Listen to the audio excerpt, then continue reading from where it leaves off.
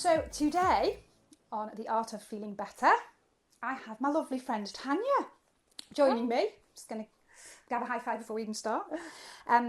So I really wanted to have this conversation with you because we've known each other for a couple of years now. Yep. And you are probably one of the only people that I have come across that I believe actually feels the same way as me about music being medicine, actual medicine, like real healing potential of music. Mm-hmm. And you're kind of, I feel like, on a similar path to me, that even though it's tough going at the moment, isn't it? Tough going with the way society's been and what we've been through the last few years. And you run a CIC, same as me. We have naff funding and we have lots of need out there, lots of people who really need it. So the going is pretty tough and we've got that similar journey.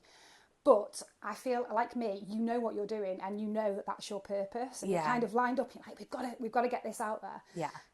So it doesn't matter how tough it gets. We kind of keep on rolling. I wonder how many musical reference we can get into the next half an hour. Definitely. That's the chat. How many? How many possible musical? And do you like my Ace of Spades cushion? And my Kiss mug. We've got the Kiss mug, and I've got a bit of Alice Cooper as well. Yes. So we're going full on music medicine. My Chemical Romance on today. And I'm repping Cam Cole. Have you come across Cam Cole yet? I don't think I'm going to send you the links. Okay. Shameless plug, because I'm going to send this to Cam. One man band, like you've never talking about music medicine. If you watch Cam play, especially live, you can get him on YouTube. It's like medicine. Just incredible. Yeah. Such a talented guy, and he's just it's wicked. So this was my merch that I got last time I went to see him. So nice. I'm gonna send you some links later because you'll be impressed for sure. So I thought we could have a chat today about your journey. So when I finally shut up in a minute, I just want you to sort of talk me through your journey into music. What first got you into doing what you do? I'm not going to spoil the kind of musician you are because you can talk about that. What made you learn your particular instrument? And how did you come to be running a CIC and doing all the amazing things you're doing? And then sort of the last sort of question will be around what you're up to now and what's happening with your business. So fill us in. Why music? What's the big thing for you with music? Well, originally I was quite the tomboy. And I used to want to play football rather than netball. I was a teenage footballer. I was probably the only girl that played in the youth club team at the time, that sort of thing.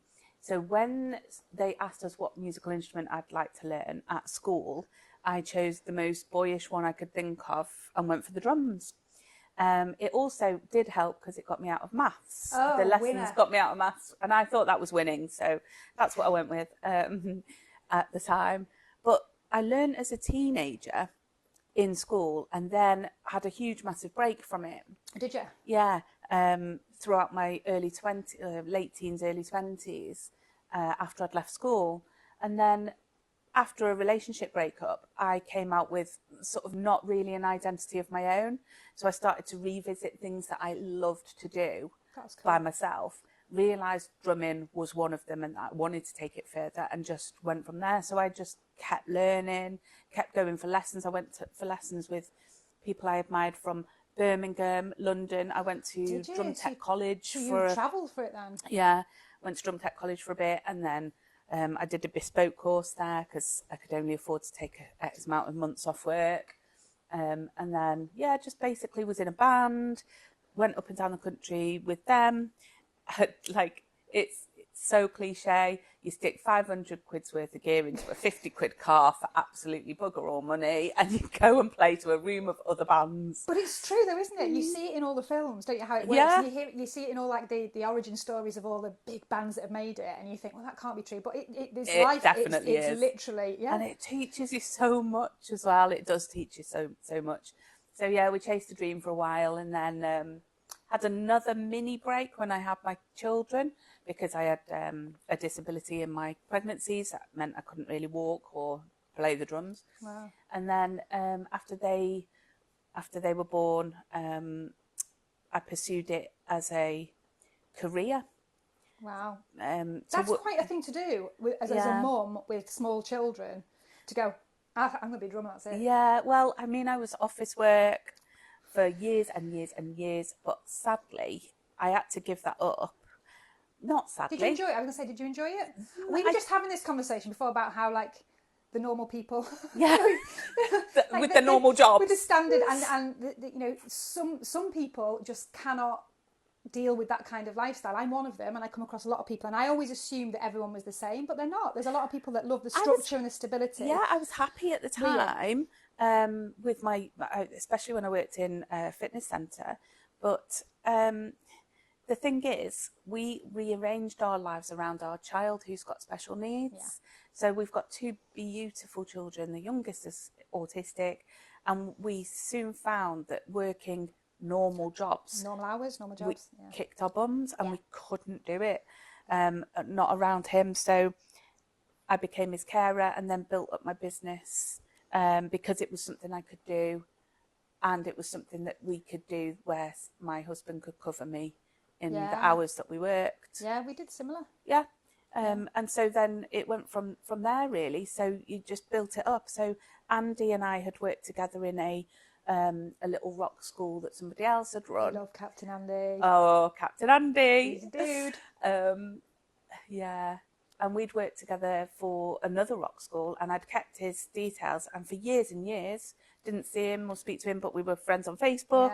And then eventually I was like, you know what? I need someone reliable who can teach an instrument I can't teach, and we can make our own rock school. And we went from there. And so since 2017, we've been the Rockworks. I love it.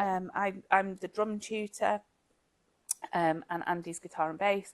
And we've now got Michael. We went official over lockdown. We did all the official paperwork to get up to be community interest or which is laugh a social minute, enterprise. isn't it? Trying to run a social business is it's fun, just joy of joys, isn't it? And trying to get funding and trying to establish our position and what we wanted to offer. And I was lucky enough to be a tutor for the Clembert Drumming Project. Yes, I remember you telling me about this. So can you give us some more detail about this? Because one of the things I wanted to talk to you about was around, again, music medicine, but on a deeper level. Yeah. So if you can give us... your earring. I'm going to get that because I don't want one earring in. Although they don't want to be in my ears today. They so don't. Maybe I should just trying to escape. I should just take them out and be done with it. So yeah, if you give as much information as you want to. Okay. We've got all the time in the world, but I think it's so important that people understand, because it's still very much, I mean, everything that we do, it's very difficult to be taken seriously anyway. Yeah. Because it's just a hobby, isn't it? In a man's world as well. Especially man's world, women, and it's really tough, really, really tough. And the credibility and the whole... I mean, everything I teach now is around getting out of the notion that anything creative is childish. Yeah. It's just a hobby. Yeah. It's not serious, because we understand through neuroscience now, through the deeper levels, that actually it's essential for human survival. Yeah. So you're kind of bringing to the table that deeper knowledge. You know, even though you're doing this amazing creative stuff and forward facing, it's just incredible. There's so much depth underneath it that people need to know about. So fill us in. So the Clembert Drumming Project was, I think it was, I can't remember what year actually, but it's by Clembert, the drummer for Blondie, Professor Draper from Hartlepool, and Professor Marcus Smith from University of Chichester. So they were together, and they decided that they were going to scientifically study the impact of drumming in physicality. So they used, heart monitors on Clem and some other drummers, and over time they realised what it's not just what is it Clembert says, it's not just a pint and nip on stage and play some drums.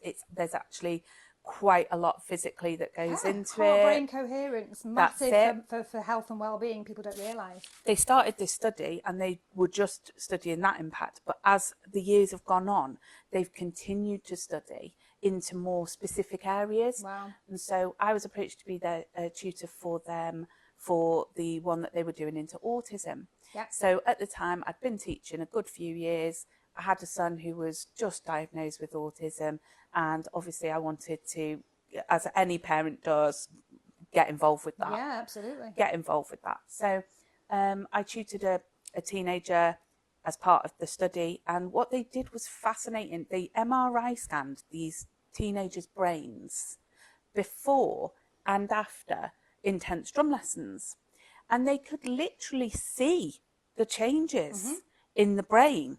Incredible, they could see the new connections, new pathways that had been developed as part of that, and they did it all as university studies with controls, and it's been since peer published. Brilliant. And Marcus Smith said it's what they like to call pill results, that if they could put the results of the study in a pill, they'd all be millionaires. They'd all be millionaires. Isn't that the sad bit, that actually, and I'm definitely not going to get political in any way, or I'm going to be very careful with my wording here, but isn't it interesting that it actually is, it's there, it's available, freely available to anyone at any time. So that pill result is available. There, and it always has been since the beginning of time. If you go back to tribes that you have drumming circles used, like the didgeridoo. Women were the first drummers. They were. The oldest instrument, your voice and being able to bang on something. Yeah. It's there. Yeah. It's incredibly powerful. It's how we heal, and it's how we survive and thrive and evolve as a species. It's one of the tools that we use. So it is there. It's just not in the little white pill format that people would prefer. Make the money, and that people feel, and that people find credible. Yeah. And that's what all my work is around. So what you're talking about is neuroplasticity in action. Yes. So trying, as a woman who looks like this and is from the creative industries, to start to get some credibility talking about brain science is a challenge. And I'm really working hard to try and break through that boundary. Yeah. But working with amazing people like yourself and all my friends that I've had on this podcast, starting to pull in the threads of just how this works, how many tools we actually have, and how many incredible people specialise in the science of trees. I was talking to Vanessa last week about how trees and nature and the science behind how that impacts on our health. Yes. Talking to you about drumming and about these amazing things that we can access anytime we want to. I've got this week's, well, I say this week, I don't know when this episode's going out, but as it stands when we're filming today, on Thursday, I'm going to link you in. I've got Rex Young, so my friend is a physician in the States. So I've got a medic who has been in medicine for many, many years, talking about the impact of this kind of stuff and how we need to move more into this space. Well, that's it. It's just, and these studies are incredible that they're coming out, that there's science there, but it's still difficult. Well, it's not just for autism. For everyone. So there's evidence that it's for stroke victims, makes sense. for dementia, for even Parkinson's. I was going to say, is it going to be useful for Parkinson's? Yeah. And anything with sort of motor related, and and also they reckon towards women's health as well. Wow. So that's why I started the Women's Drum Circle. Amazing. And like menopause and things like that. Yeah. I can do a specific topic on menopause because I'm a woman approaching a certain age and I'm always having power surges, as I call them. But yeah, I can imagine the power, and I know I haven't been yet, but it's on my radar because I know it's going to help me massively. But just having that women's space, women's circles, and being able to do something physical, practical, things that we'd never before been allowed to do or been acceptable to do, being able to freely express yourself. There's power in that, even before Very you much. get to the... My ladies' drum circle, oh my God, they're so cool. They all came in and they've made a little group. They've called themselves the Diva Beats, and they've just done their first performance at my show, at the Rockworks show 2 weeks ago. And they went up on stage and did it for their friends and family. The room was packed, and they all love it. And there's something between drumming that presents a unique challenge to the body and then the brain, where you've got opposite limbs doing opposite things, that means that those neural pathways that are like stunted due to brain fog and things like that can be rebuilt and can be, so that's sort of the area. See, as you're talking, it's making me wonder. One of the things that one of the modalities that I really have an interest in, and it's not something that I practice, but it's something that I'm always telling people. One of my kids has had experience with it firsthand, my youngest, and it was just life-changing for him, is EMDR. So bilateral stimulation. So EMDR, and I can understand the concept from my studies in how it works by stimulating both sides of the brain. Yeah. But there's certain things that you can do that aren't around sort of following the finger. There's certain things that you can do around opposite sides as a therapeutic while you are processing some emotions. So I wonder whether there's scope there for I know there's already drumming therapy, but for that kind of including EMDR with drumming practice, so that you've got something practical. It's the same thing, isn't it? It's probably the same rewiring theory. your brain. Yeah. By using that, by lighting up both sides of the brain. That's right, and getting them to work together in ways that they don't normally do. With drumming, you get an immediate feedback because you make a noise immediately with whatever you're hitting. I can absolutely vouch to say that it's a very good stress relief.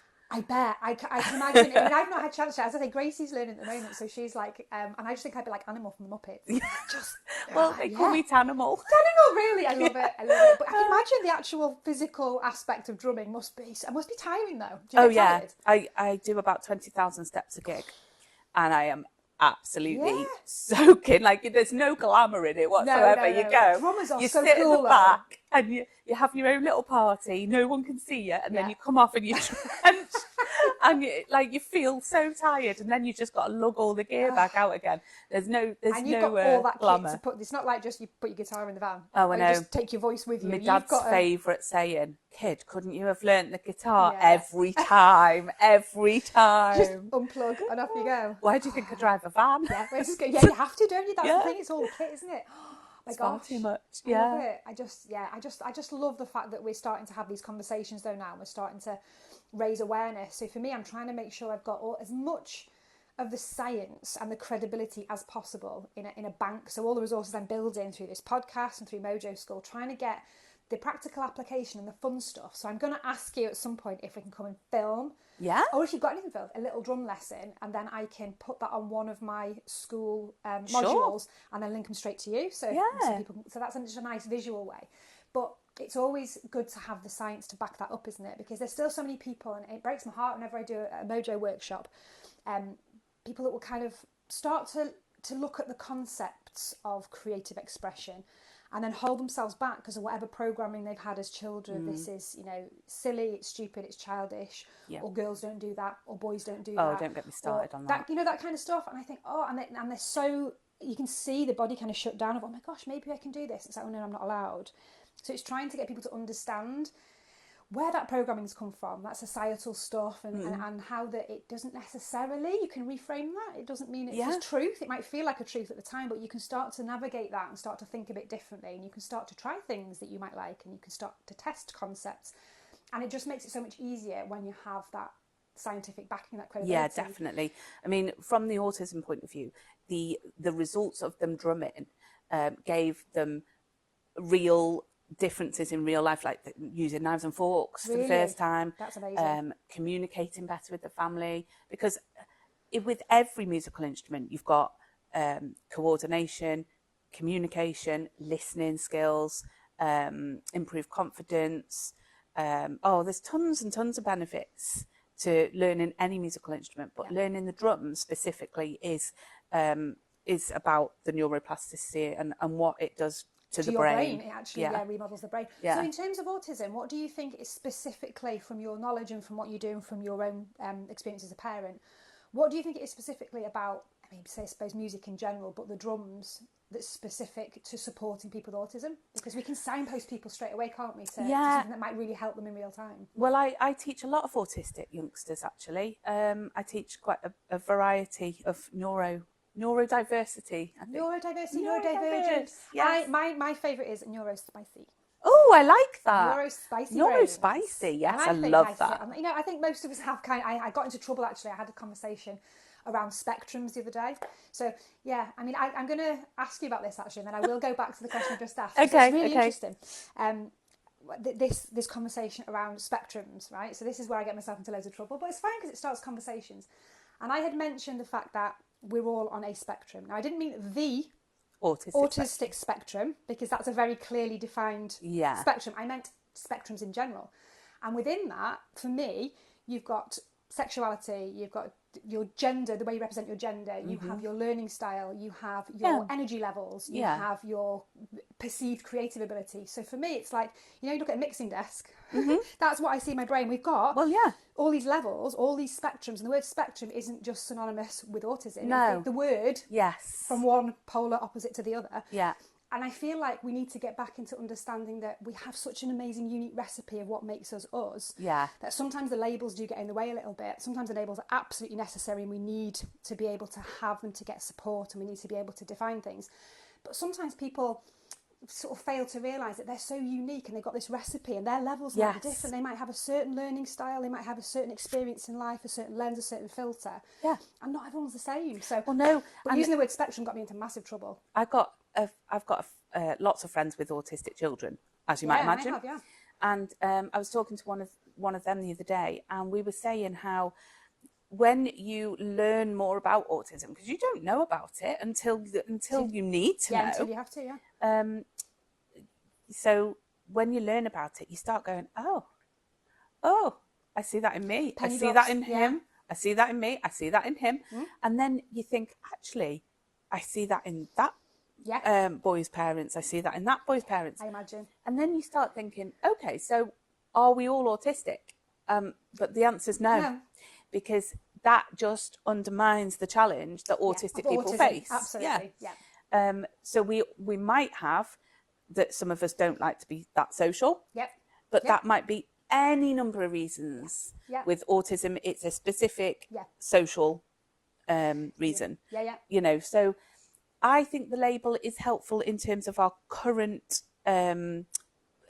how schools are funded. Yes, it's absolutely. The current situation. If you've got the label, you can get the help. And medically, and you need to know. Clinically, and school for sure is probably the biggest. I would say.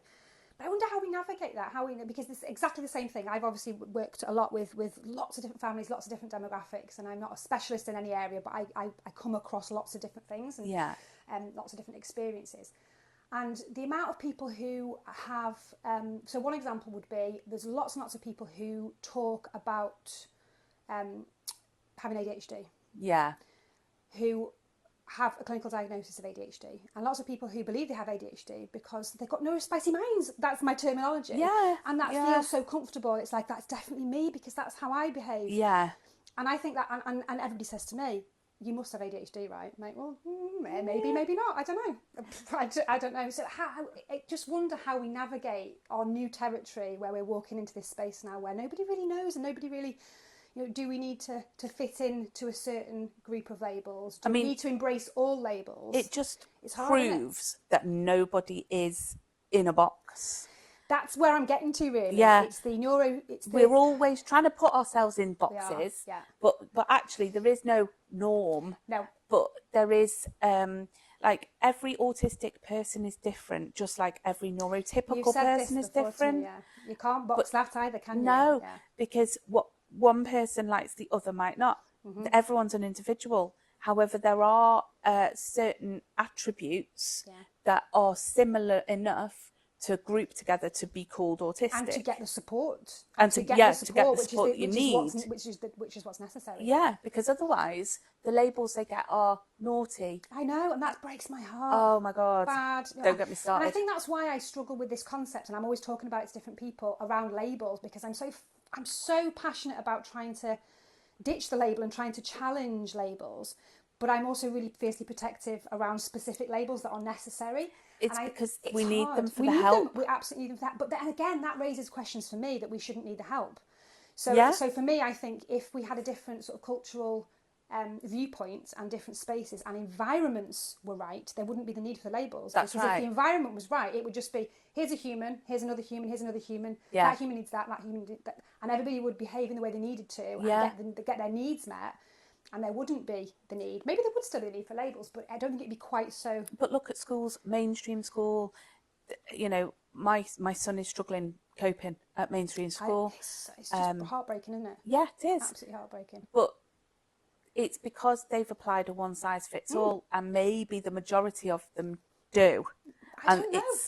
It's the little ones at the edges that are getting sort of. Yeah. I mean, I'm doing, the more work I'm doing in schools, the more I'm finding that there is very specific need and there is pathways for that, which are not great, and parents will say they're not great, but it's there. But then the more I do this work and the more I uncover things and the more I speak to more young people, to more teenagers, to more adults, to more people in my own generation, the more I question the whole thing, and I think so many people actually don't fit into the box that apparently is the normal box. Yeah. Many people manage to just do as they're told, but they're not comfortable in their own bodies, and they end up with massive self-esteem issues and all this kind of stuff. And I think, does anybody fit into this normal stuff? Yeah. It just makes me wonder, and especially when I'm teaching, if I'm doing first aid for mental health and I'm teaching the topic of personality disorders, I really struggle with that topic, because it's really important, because there are clinically diagnosable personality disorders where people are a danger to themselves, potentially a danger to other people. But when we're talking about these concepts, we're talking about somebody's definition of normal. And there's quite, if anybody behaves in a way that is not, that is eccentric, hello, female drummer over here. Well, that's not what we do, is it? That's not. I know. So I'm like, who defines this? And it gets me back to the question of, well, I understand the concept of having to have parameters to live within to keep ourselves safe as a tribe. Yeah. However, who's defining these parameters? Because the parameters that have been defined seem to be harmful for, I would say, the majority of people. That's my challenge. I'm thinking, and the labels we're now trying to find to navigate that, we're trying to find something that makes us feel better. So we're reaching for a label to say, oh, okay, I'm okay, I am normal. Like, we shouldn't be needing half the labels. We should just need support. We should all need our needs met, and the environment should be right, and then we wouldn't be reaching out for this stuff. There would still probably be certain things that wouldn't be needed, but it just wouldn't be such a big thing. It shouldn't have to be the battle that it is. It shouldn't. And we're lucky because our son's school are very, very helpful and accommodating, as best they can be. But it's not he's a round peg in a square hole. It's not good for him, is it, all year? It shouldn't have to be that struggle. It shouldn't have to be. No. And it shouldn't have to be that you're not quite normal, you don't quite fit, but we'll try and make things easier for you to fit in this alien space. That shouldn't be. To begin with. It should just be comfortable for everybody. So then that's got the ongoing battle, and that's a lot of the episodes I've had so far have been around education. So it's a long fight, but I think things are moving because parents are voting with their feet, and there's so much demand. It can't go on forever. 6-year waiting list. It's I know. Not fit for purpose. It'll have to break at some point. There's one kiddie that comes to me, and he's just started primary, and his parents have been told that the diagnosis process will take till the end of primary. I mean, he needs the support now. Yeah. Tommy's just got his ADHD diagnosis at college, and a lot of the youth tribe, a lot of people were like, I got to college, I went through the whole of high school, awful years, irreparable damage that's going to last a lifetime for my self-esteem, my confidence, my labels of myself. And now somebody's finally said what it is. But I still believe, makes sense. But I still half believe, because of brain programming, that I'm the problem. Conceptually, I can see now that actually the environment wasn't right, but in my body, I still feel like I'm a problem. And that's the damage that's being done, isn't it? That's what we've got to try and repair. But imagine if everybody could just be in the woods with a load of drums. This is what we're trying to do. We're trying to work together and collaborate and bring all these spaces together, because that's the kind of learning environment we need. Yeah. Scientifically proven. Yeah. This is the spaces that we should be teaching and learning and growing together.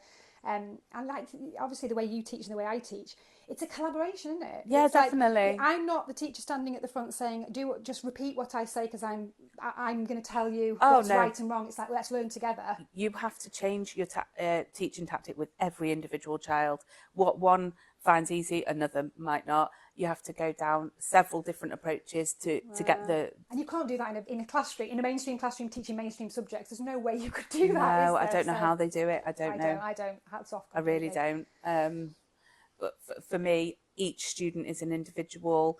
They learn different ways. Some are stronger at reading, some are stronger at playing, some are more exuberant. Great terminology. Yes, they come in and they like to attack those drums like they hate them. Do you find someone like don't the other way around? Yeah. You have to get them to. Yeah, there's quite a lot of people who come in and they don't want to make that much noise. Someone just put the sticks through them. Oh, some of them take a running jump. I love it. That would be me. Get me at them. That right. It's just not having it, is it? Out. That's it. Yeah, done. Hold my earrings.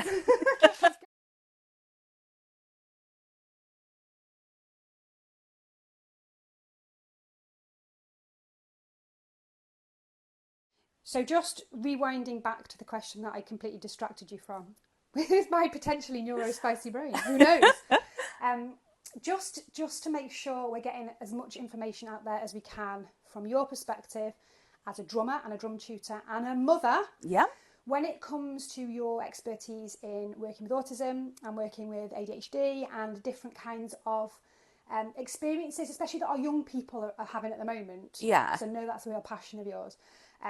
Drumming in particular, what do you think is the big difference, and the thing that maybe we can encourage people to try it if they're experiencing things? Okay, first of all, I think the whole action of drumming is quite rewarding, because you are, getting to hit things that always a win. That don't say ow. Yeah, always a win. I mean, technically they do, don't they? They do, yeah, they shout back at you. Yeah. But it's that instant feedback as well, isn't it? Yeah.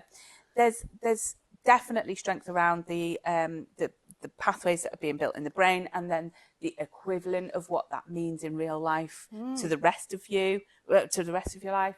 But then playing the drums is not, it's a singular instrument. People don't go and see people play the drums. Only drummers go to see other people just play the drums.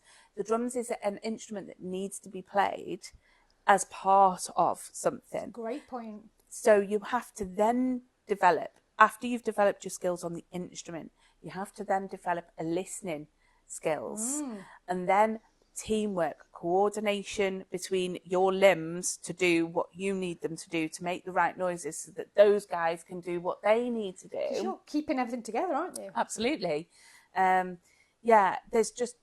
There's so much to it. It's so multifaceted. I don't think if we were here all day. There's not enough time. But that's enough to be able to make people think, especially the transferable skills. For me, that's really something that I want everybody to think about, and I really want to definitely get something on one of the modules in Mojo School, is that just, even if you don't want to be a drummer, you don't have to be an expert drummer, you don't have to play in public, you don't have to, but to be able to help yourself with your health. You're concentrating on something new. You enjoy it because it's a challenge and you're getting somewhere with it. It's not difficult to pick up drumming. It's difficult to maintain and become a good drummer. It's not difficult to pick up the skill.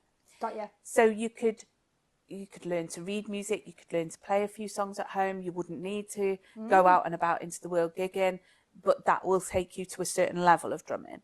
And then, on your drumming journey, there's many levels that you could raise to, and there's, I don't think I'm even halfway up the drumming capacity you journey. Are incredible, though. But I love watching you play. I just play and hope no one sees me. You've said that before, but I'm like, I watch you play sometimes, and the photographers seem to catch you. You're like channeling. When you're in the zone, you are like channeling the music. Like, she wouldn't even know if I was waving at her because you're just like totally in the zone. I love that. I love that. It's such a. I like the fact I sit at the back, to be honest. Yeah, I do. Yeah. You said that to me before. It's nice. It's nice. So we need to get you to make the most noise. At the back. Without the face. I think we need to get you right at the front, like drum solo spotlight. You'd hate that, wouldn't you? But, oh my god. No, I love it. Drummers are cool though. They are cool. They are the coolest. I mean, I agree. When you go and see bands live, like when I remember seeing Slipknot for the first time, Joey Jordison, oh my god, he just commanded. His presence was just insane, and there is nothing that compares to that. And the feeling that when you go into a live gig and the bass drum hits you in the stomach, that is how the bass drum should always sound. It's vibrational medicine. It's part of what I'm doing at the moment. I'm doing a whole course on sound medicine, and I bring in drumming and things like that, and music in general, because vibrational moves energy through. Yes, absolutely, it moves emotion through, energy in motion. You can listen to a song and it can evoke certain emotions. It's such therapy, it's such healing, but people make the assumption, don't they, that I don't like that genre, so I'm not going to listen to it. Just try it. Or I don't want to learn to play an instrument because I'm not musical. Or I don't want to be in a band. I don't want to go gigging. I haven't got the time. You make the time, don't you? I mean, to me, you could use drumming exactly the same way you use yoga, Pilates. Yeah, 100%. It's a workout for your brain. That's going to help in later life with Alzheimer's, dementia. It might help with brain fog. It certainly helps with coordination. Listening, team skills, team building skills and look at for the youth. It's the team building. For communication, definite. team building. Communication, because you have to, don't you? Yeah. You've got no choice. No. I think it's brilliant. I think it's so cool. Everyone should be having, and this is why it upsets me that we've had so many debates over the years around music departments being cut. Like, they need to be like at the forefront of education, don't they? I mean, it's almost a standing joke in the drummers community about how bad the drums are in schools, most schools. I mean, you're looking at, you go in and it's just really bad. Because it's not a priority, and this is what I'm trying to switch around with the work that I'm doing and all these collaborations, is switching around the thought process around how we learn, how we behave as families, as individuals, as communities, and just flipping it on its head and understanding that actually these things have to come first. If we can get the foundations and the roots right, then all the academic stuff comes later, naturally. Oh my god, it's so good for... It has to be the other way around, doesn't it? It's so good for the brain that it's going to have that impact on the learning in every other subject. It's not just a second thought and something to do if you can make the time, or No. if you are creative and you fancy it, and then there's a little bit of a stigma attached with those creatives. That's so wrong. It should be the other way around. Everybody should be exposed to this stuff. But as well, it can, like it has for me, give you an identity. Yeah. Give you something that you hang your hat on. Passion, purpose. Yeah, exactly. And you hang your hat on, and that is you then. Yeah, definitely. And that is a confidence building thing. Yeah, absolutely. It's somewhat something that you can discuss with other people. You start looking at the music. I mean, as soon as you start playing the drums, music is over for you. All you'll ever hear is the drum beat. Yeah. Gracie said the same, you know. Yeah. Oh, I'm just trying to deconstruct all these drums now. Yeah. It's all you can ever hear, and it's all you'll watch when you go and see. Yeah. You know, and I'm very sad, and I'm like, oh, is that DWP? I was going to say to you. Yeah, I recognise the looks. I'm like, brilliant. He's playing this sort of cymbal and that sort of cymbal. Yeah, and you look at like the setup as well. Yeah. Because I start to notice differences now, and I'm like, oh, that's interesting. Well, put it this way: when we go to the gigs that we go to, all those drummers have got drum techs, and they've got hundreds of drums because somebody else goes in, sets them up, and tunes them for them. Well, wouldn't that be nice? When you're on your own, it's one up, one down. It's like, fair enough. This is what I can manage with the bare minimum. Yeah. My God. Yeah, but you can make some. It shouldn't. Well, it does make a difference, obviously, if you've got 5,000 things set up and you've got a team of techies. But no, you play amazing music, and it's what is there a massive difference if you know how to play the drums and you can have like a small kit? Is there a huge difference, or is it more I want to have loads of drums because I can? Who wouldn't? Like if there's drums everywhere, you can't go wrong because everywhere you hit, there'll be something. That's true. I just I think. Do you know what I mean, though? You see someone who's got a really small kit and the song sounds great and the drums sound great. And then you see someone who's just surrounded and you're like, oh. I think it's just, again, it's a very personal, art-based type thing. You can listen to, I really like Mike Portnoy, who's the drummer, ex-drummer of Dream Theatre, and he did a tour with Avenged Sevenfold when the Rev died. I think he's brilliant. He's got a real voice on the kit. Nice. He plays far more things on his kit than I ever would. Wow. But musicality wise, he's on it. But that's his style. And can you tell, because I can a little bit, because I'm a music fan, I love music. Can you tell the difference between a lot of sort of musical heroes, completely different styles? If you heard someone, you think, oh, I know who that is. I know who that is playing. Quite a lot of the time, I can imagine. You think that's they definitely do. Yeah. Wow. And it's disappointing if they change lineup and you go and see them and you're like, oh, that's not what I wanted. Yeah, and yet people who aren't into the drums would not notice who the drummer was, which is interesting, isn't it? Yeah. Right, so I've got some questions for you. Okay. So I'm going to ask you a question that you're not expecting, actually. Oh. Best drummer. Who's your inspiration? I mean, the Rev. The Rev, but obviously he's dead now. But I did get to see him when he was alive. Wow. I got to see them in fact the September before he died. Really? Yeah. Oh gosh. And he was my all-time favourite, followed by Mike Portnoy. Wow. But I think I'm quite new school. I think a lot of drummers would say the likes of Buddy Rich, who was like a jazz drummer. Even like Ginger Baker, John Bonham. Yeah, John Bonham. There's a lot of like purist people, but I'm a bit more like, I like that. Double pedal me. Yes, faster. Yeah. I love it. Right, so next question, and these are the questions that I'm asking every single guest. Okay. So we're trying to build a toolkit of cool stuff that can help people. Okay. So big question is, what can we do to change the world? Massive question, but from your perspective, how do we make things better? I mean, me personally on my mission, do you mean? Yeah, I think, if you're going to change the world, find one thing that you could do to change the world, how would that happen? What would you do? Be more inclusive. Brilliant. Be more inclusive and, challenge ableism. Yes, brilliant. I've got students who play the drums who are in wheelchairs. Yeah. I've got them who play the drums who've got cerebral palsy, ADHD, autism. We've got learning difficulties. We've just done a show where there was a number of disabled students that performed, and one of them was from our Wrexham studio, Michael's student, and she absolutely loved playing, but it was her stage, it was her voice, it was her chants. Wow. The room was packed to the rafters. There couldn't have been more people in there. We were shocked at how many people came, which was amazing because it shows support for all our students. Yeah. And she just enjoyed it so much. And afterwards her parents said, thank you.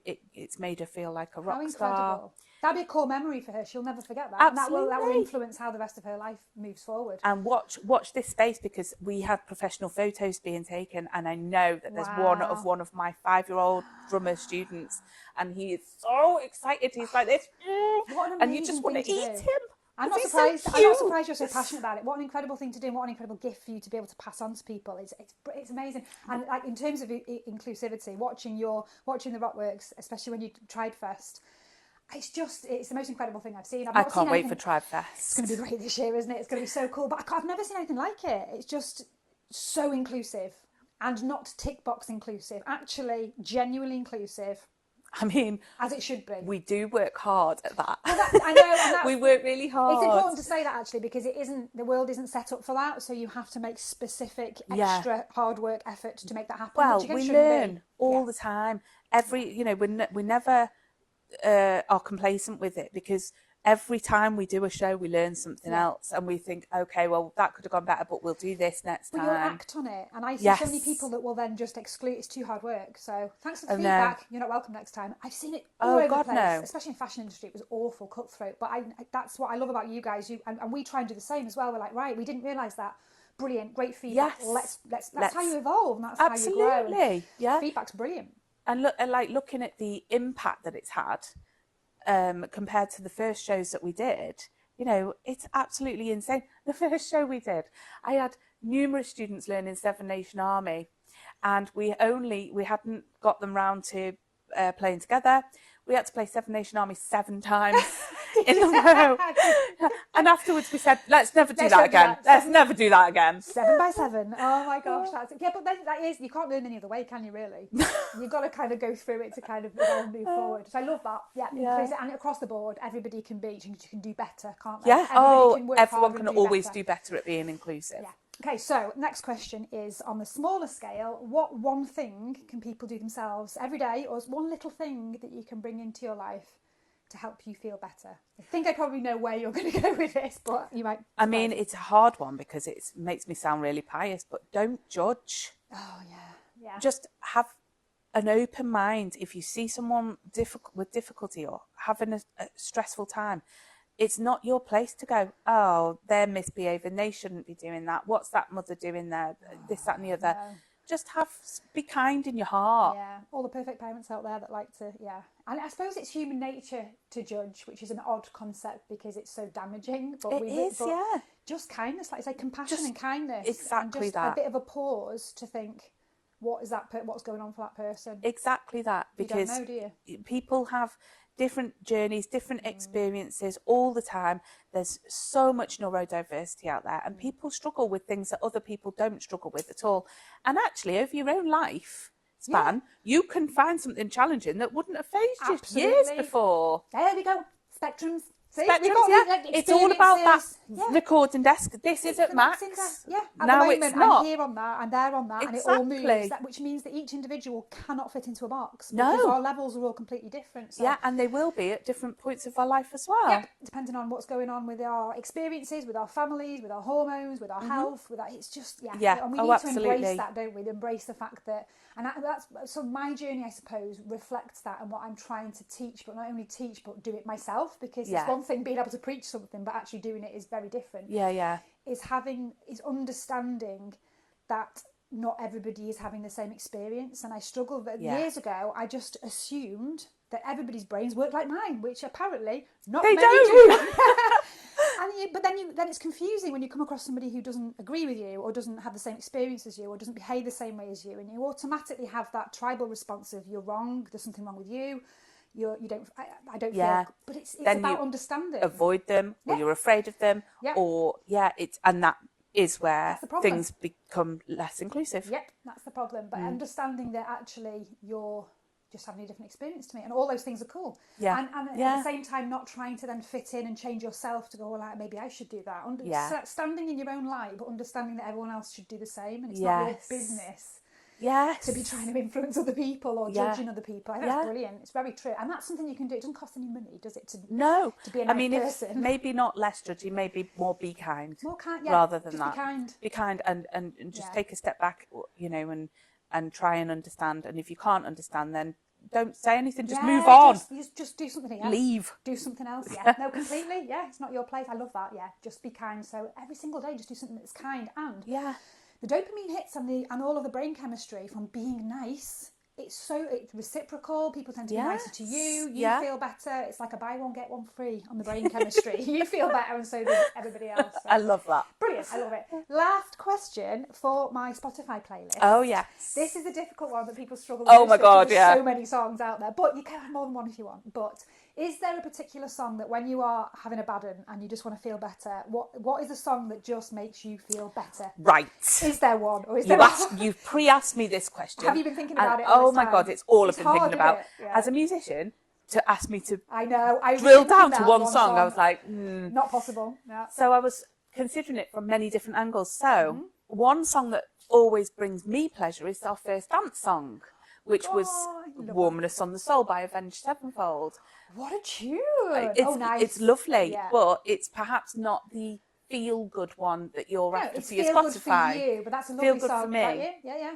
But one we play in Blood Moon is Chelsea Dagger, and everybody loves Chelsea Dagger. Yes. They get up, they can't stop. Oh, that's a great feel-good tune. That's a brilliant choice. Everyone knows it. Yeah, and they all know the words. They want to have a dance. It doesn't matter. Yeah. That's a popular one. But then there's a really hauntingly beautiful song that I always love listening to by Slash and Miles Kennedy called Starlight. I love Starlight. I've got my album in the car at the moment is Slash and Miles. Is That's it? in the car at the moment, yeah. It's a beautiful song. I'm going to put that on as well then. Okay. I'm going to put Starlight and Chelsea Dagger for sure. Okay. Cool. You go buy one, get one free. Yeah, and they're so different, but such different emotions that they all... Music's powerful. Well, that's it. And if you were to ask me one for the kids... Yeah. If the kids were all... if it was about feel good for the kids, it's Uptown Funk. Yeah. Oh, they love it. Oh, I've never known anything like it. You are a musician, so you're allowed to have an extra. All right. Okay. Yeah. You'll have to maybe pick them out of a hat. But there you go. No, so I've been thinking about feel good songs in my world. Yeah. I love them. I love them. Yeah. Because it's medicine. Music is absolute medicine, and everybody in some way needs to maybe just introduce a bit more music, however they do it, into their lives. But it invokes memories.